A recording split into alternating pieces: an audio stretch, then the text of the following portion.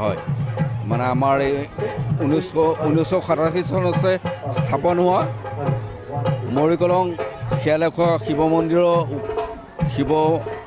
মন্দিৰ ভাগ তাতে আমি শিৱৰাত্ৰি উপলক্ষে অসমৰ চুকে কোণে বিখ্যাত হোৱা নাগাৰ নামৰ নামতী শ্ৰীযুতা ভাগ্যশ্ৰী দেৱী আমি আমন্ত্ৰণ কৰিছিলোঁ কিন্তু শিৱৰাত্ৰিৰ দিনাই তেখেতক আমন্ত্ৰণ কৰা হৈছিল যদিও তেখেতৰ বিভিন্ন প্ৰগ্ৰেম থকাত আজিহে সময় দিব পাৰিছে সেয়ে আমি ৰাইজৰ সহযোগত আজি তেখেতৰ নাম ইয়াত অনুষ্ঠিত কৰিছোঁ। আমি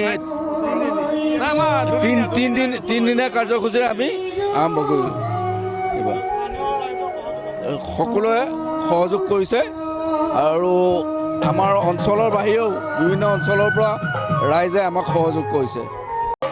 শিয়ালেখোৱা শিৱ মন্দিৰৰ এই শিৱৰাত্ৰি উপলক্ষে নামৰ আয়োজন কৰা হৈছে। ইয়াতে আমাৰ সমূহ দৰ্শকবৃন্দ আহিছে, ভক্তপ্ৰাণ ৰাইজ আহিছে।